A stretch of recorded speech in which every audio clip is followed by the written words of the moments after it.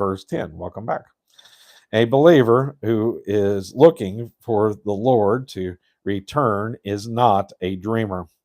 He is a worker. No work, no food. That is the role laid down by the apostle. If any would not work, neither should he eat. It is amazing how fanatical people can get about these things.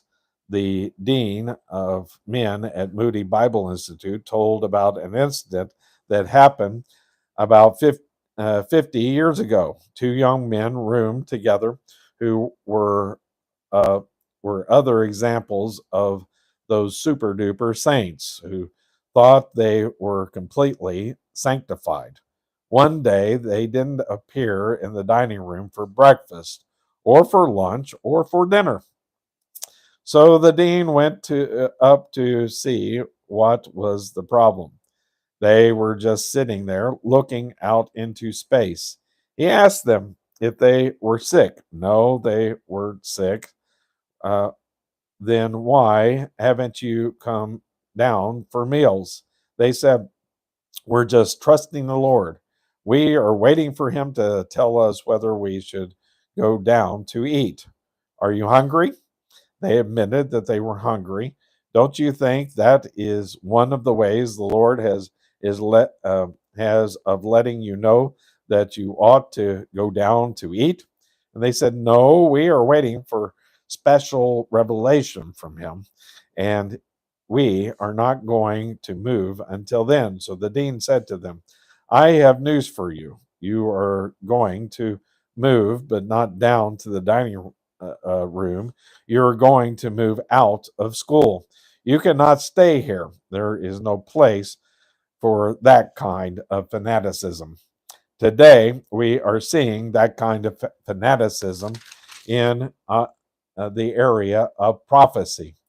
It is quite interesting that in this epistle, which deals largely in prophecy, almost half of it is given over to that which is practical.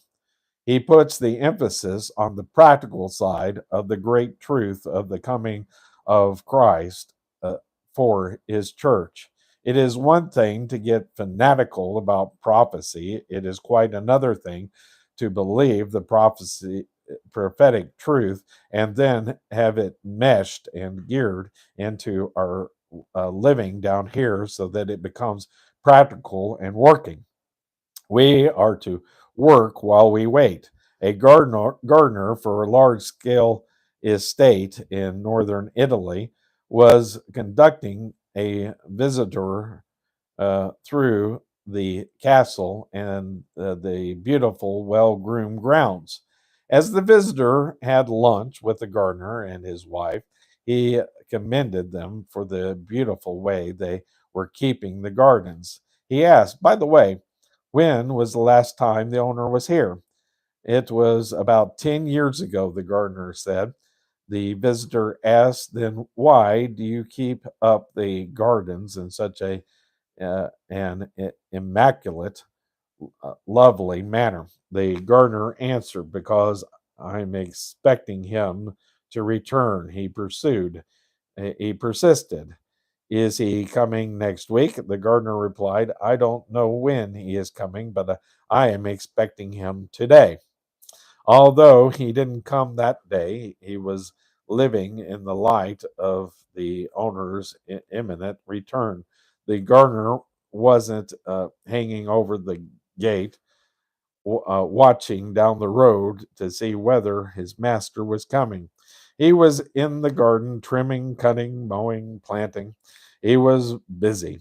That is what Paul is talking about when he says we should be established in the work of the Lord in view of the fact that he is returning.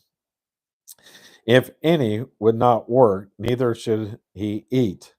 You see, the Thessalonians had a few fanatics who simply withdrew themselves and decided that they were going to spend all their time looking for the Lord's return. Paul writes, don't feed them. They have to go to work. And so that concludes that section. Now we're going to move on